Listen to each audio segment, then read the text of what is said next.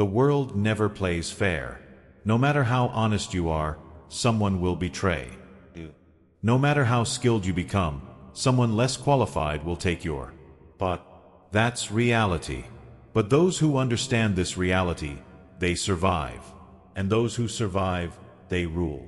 This is a power you can't see, but everyone feels it. This is dark intelligence. Dark intelligence is born when people get betrayed, humiliated, and defeated. Others break down, but you build strength from that pain. It's the kind of intelligence that listens, watches, stays quiet, and strikes at the perfect moment. While others argue, you gather information. While they get angry, you calculate. While they drown in emotions, you plan the future. Most people play checkers. You're about to learn how to play chess. But before we dive deep, let me be crystal clear. This knowledge is for protection, not destruction. Use it to defend yourself, not to hurt innocent people. The goal is to understand the game, not to become the villain. Today, you'll discover the 8 psychological traits that separate survivors from victims, leaders from followers, winners from losers. Now, I want you to drop this affirmation in the comments. I choose to be strategically intelligent, not emotionally reactive. Now, let's unlock the secrets that powerful people don't want you to know. Number 1. Calculated opacity. You're never completely clear about your intentions. You show only what's necessary. When people know half the story, they fill in the blanks with their imagination. And that imagination, it controls them. Machiavelli once said, "Everyone sees what you appear to be. Few experience what you really are." Think about the most intriguing people you know. They never tell you everything. They leave gaps in their stories. They answer questions with questions. They smile when you expect them to explain. This isn't about lying. This is about strategic communication. Here's what happens in most conversations. Someone asks you a question and you feel obligated to give them a complete answer. You explain your motivations, your fears, your plans. You think you're being honest and building trust, but you're actually giving away your power. Smart people understand that mystery creates influence. When you don't reveal everything, people become curious. Curiosity leads to interest. Interest leads to respect, and respect leads to influence. Let's say someone asks about your weekend plans. Most people say, "Oh, I'm just staying home, maybe watching some movies."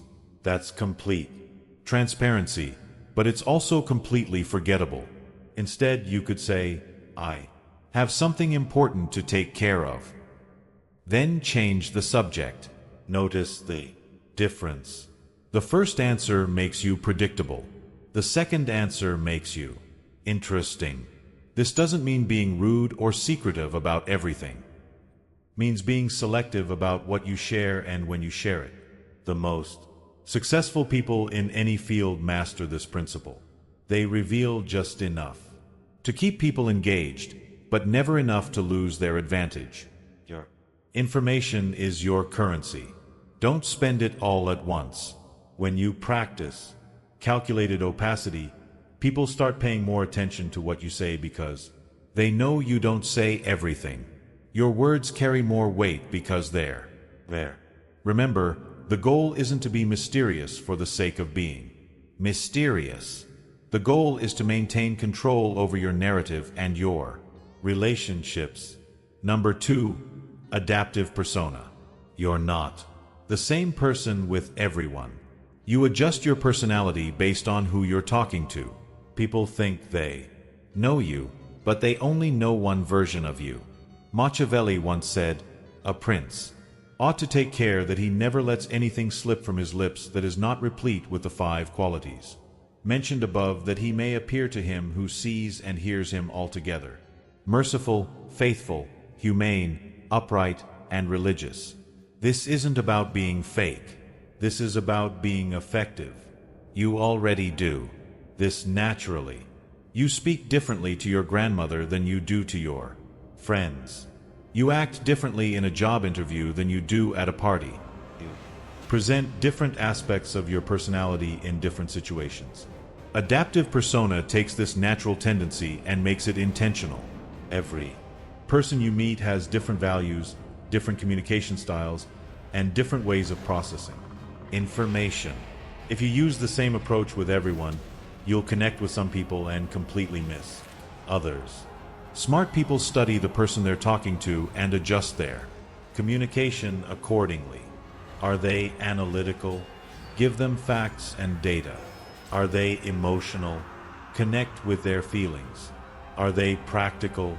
Show them how something works. Are they big picture thinkers? Paint the vision. This isn't manipulation. This is communication intelligence. Think about water. Water takes the shape of whatever container it's in, but it never loses its essential properties. It's still water, whether it's in a cup, a bottle, or a lake. Your adaptive persona works the same way. You adjust your presentation to fit the situation, but you never lose your core values and principles. The mistake most people make is thinking they need to be authentic in the same way with everyone. But authenticity doesn't mean being identical in every situation. It means being genuinely yourself while adapting your expression to be most effective. When you master adaptive persona, you become someone who can connect with anyone. People feel understood when they're with you because you're speaking their language. This skill becomes incredibly powerful in negotiations, leadership situations, and building relationships. You're not trying to force people to understand you. You're making it easy for them to connect with you. But here's the warning. Never adapt so much that you lose yourself. Your values, your integrity, your core principles should never change. Only your presentation should adapt. The strongest people are like diamonds. They have many facets, but they're still one solid stone. Number 3, the principle of detachment. You're not a slave to any relationship, emotion, or opinion. What you're not afraid to lose can't control you. What can't bind you can't manipulate you either. Machiavelli once said, "Since love and fear can hardly exist together if we must choose." Most people are controlled by their attachments. They're afraid to lose their job, so they accept bad treatment. They're afraid to lose a relationship, so they compromise their values. They're afraid to lose approval, so they say what people want to hear instead of what needs to be said. Fear of loss makes you weak. Freedom from that fear makes you powerful. This doesn't mean you shouldn't care about anything. It means you shouldn't be desperate about anything. Imagine this. 2 people are negotiating a business deal. Persona really needs this deal to work out. They're counting on it. They've already made plans based on it happening. Person B would like the deal to work out, but they have other options. They're willing to walk away if the terms aren't right. Who do you think has more power in that negotiation? Person B, obviously, because they're not attached to the outcome. They can negotiate from strength. Detachment gives you clarity. When you're not emotionally invested in being right, you can see situations more clearly.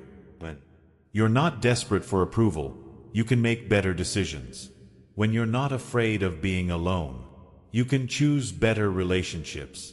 The paradox is this: the less you need something, the more likely you are to get it.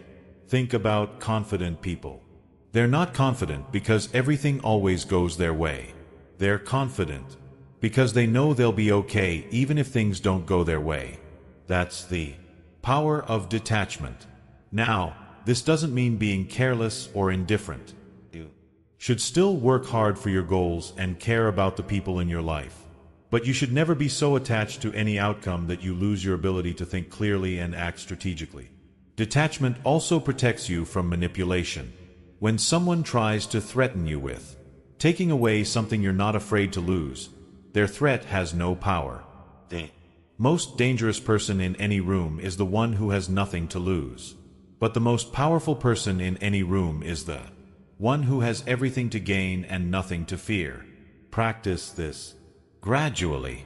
Start with small things. Don't be so attached to winning every argument.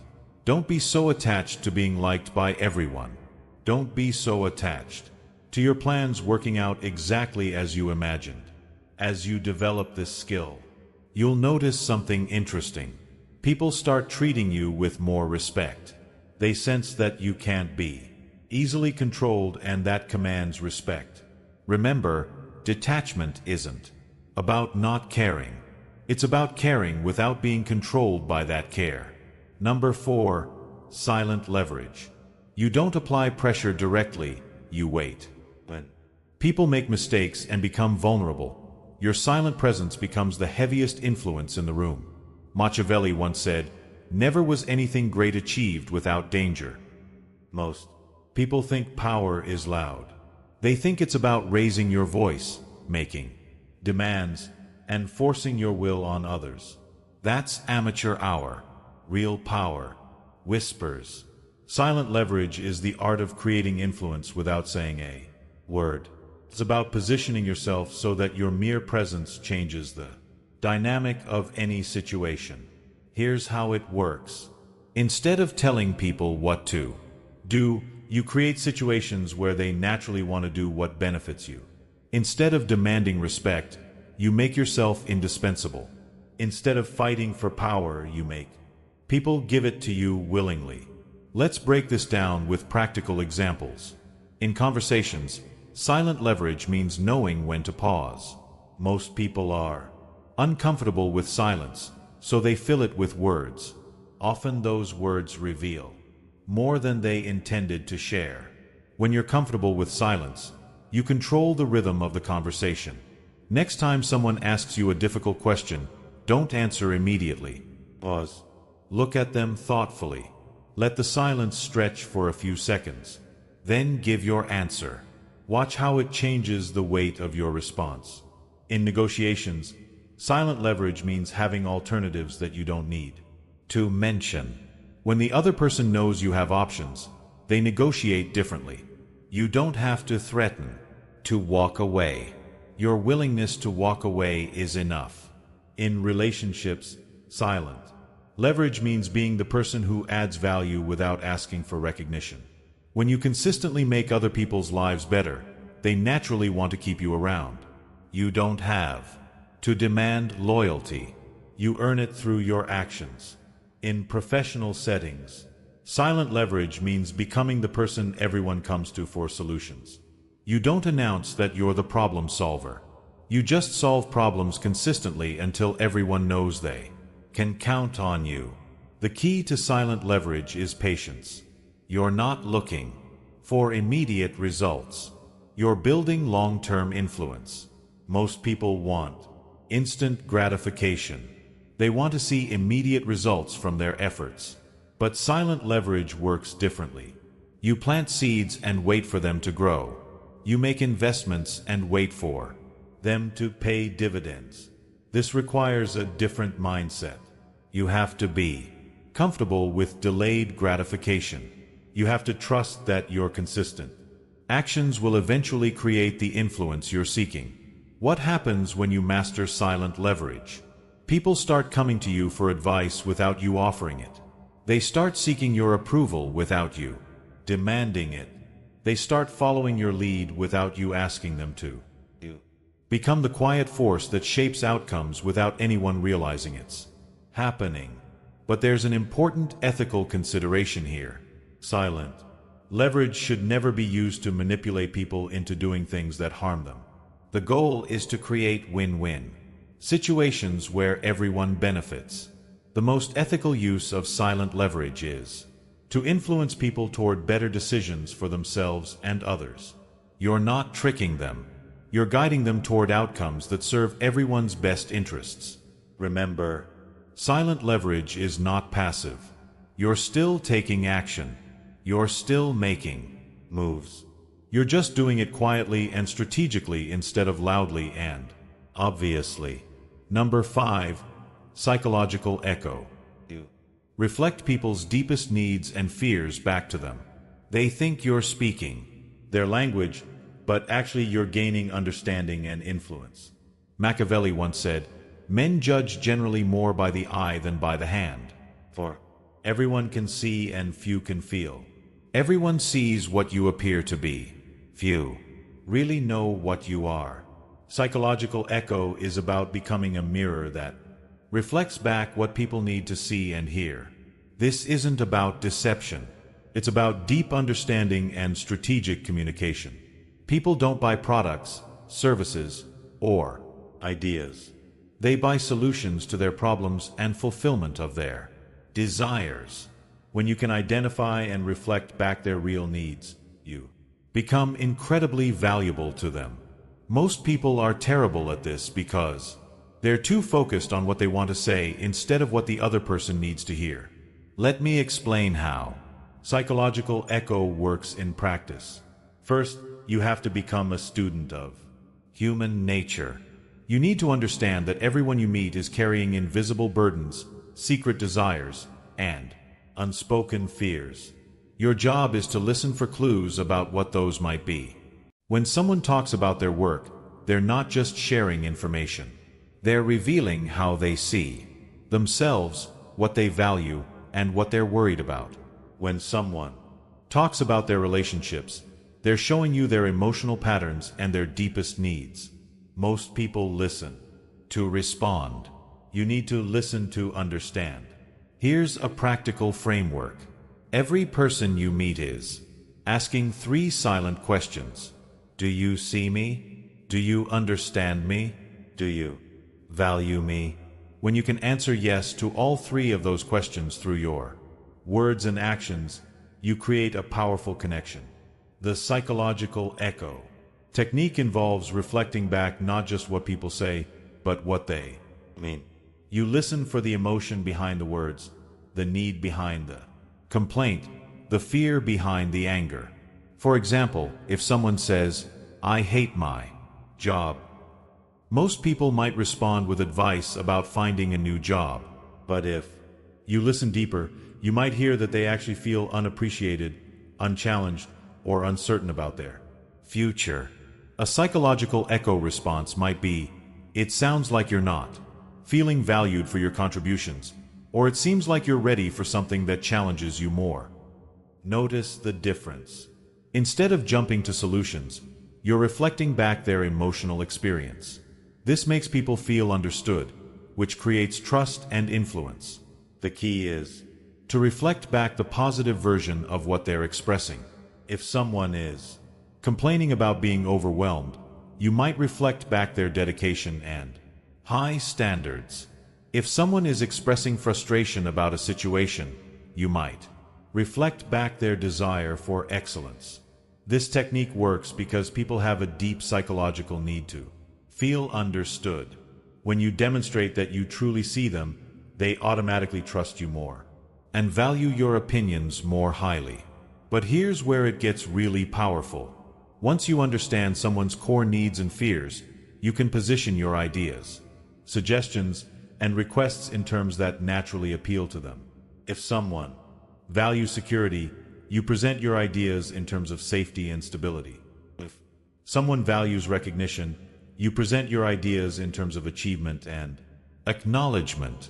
If someone values freedom, you present your ideas in terms of independence and voice. You're not changing your message.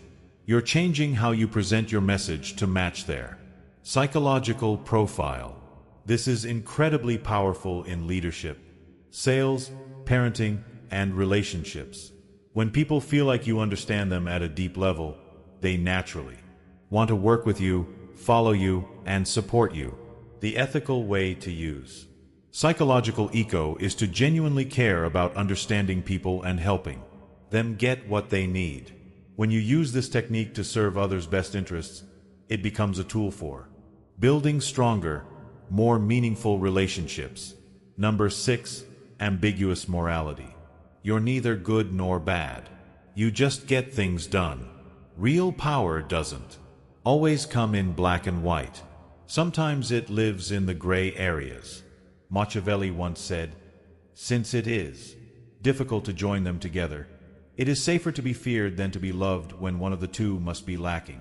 This is the most controversial trait of dark intelligence, and it's the one that gets misunderstood the most. So, let me be very clear about what this means and what it doesn't mean. Ambiguous morality doesn't mean having no morals. It doesn't mean doing whatever you want, regardless of consequences. It doesn't mean hurting people to get ahead. What it means is understanding that the real world is complicated. Sometimes doing the right thing in the short term leads to worse outcomes in the long term. Sometimes being nice enables bad behavior. Sometimes protecting people requires making decisions that aren't pretty. Here's the reality. Pure moral clarity is a luxury that most people can't afford when they're dealing with complex situations involving real consequences. Let me give you some examples to illustrate this concept. Imagine you're in a leadership position and you discover that a team member has been consistently lying to clients and damaging relationships. The nice thing to do might be to give them another chance, provide more training, and hope they improve. But what about the other team members who are working honestly? What about the clients who are being deceived? What about the long-term health of the organization? Someone with ambiguous morality might decide that protecting the many is more important than being nice to the one. They might make the difficult decision to remove that person from the team even though it feels harsh. This isn't cruelty. This is pragmatic ethics. For example, someone asks you for advice about a relationship that you can see is toxic and destructive.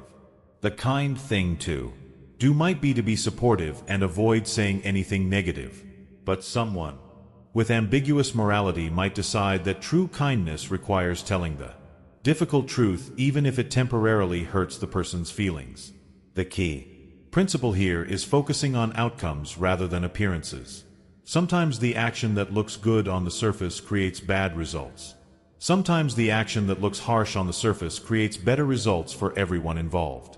This requires a different kind of moral thinking.